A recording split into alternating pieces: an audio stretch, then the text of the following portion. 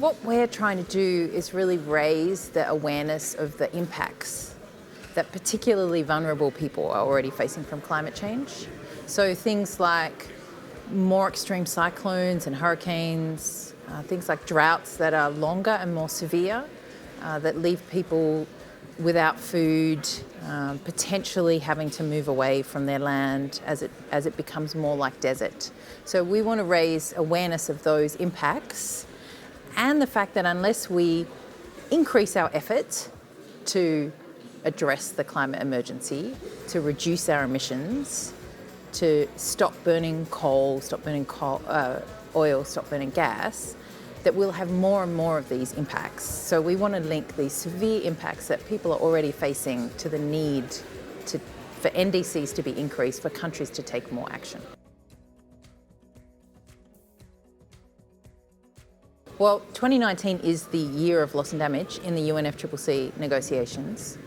The Warsaw International Mechanism for Loss and Damage was agreed 5.5 years ago now.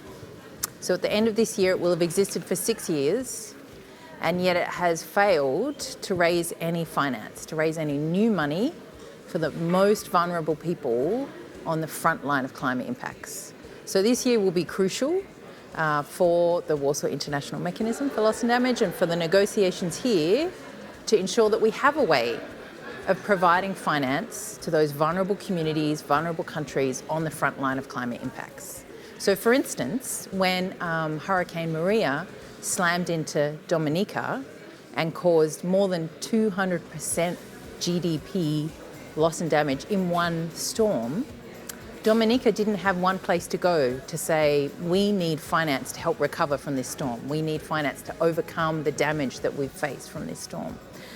They had to go out and seek humanitarian finance. They sought insurance, and so they sought money from a number of different places, but it was completely inadequate compared to the huge loss and damage they had faced.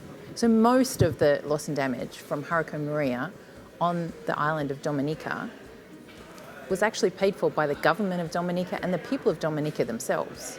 And we need to fix that, and this is the year, this is our opportunity to fix that and to put in place a finance arm of the Warsaw International Mechanism for Loss and Damage. So 2019 is when the review of the Warsaw International Mechanism for Loss and Damage is due to take place. We've just started discussing it here. It will conclude at the end of this year. And it's crucial that we put in place this finance arm, a way to provide funding for vulnerable communities on the front line of climate impacts that's based on a polluter pays basis. So we need to make sure that the people or the industries that have caused climate change, particularly the fossil fuel industry, the big coal, the big oil companies, pay for the damage that they've caused.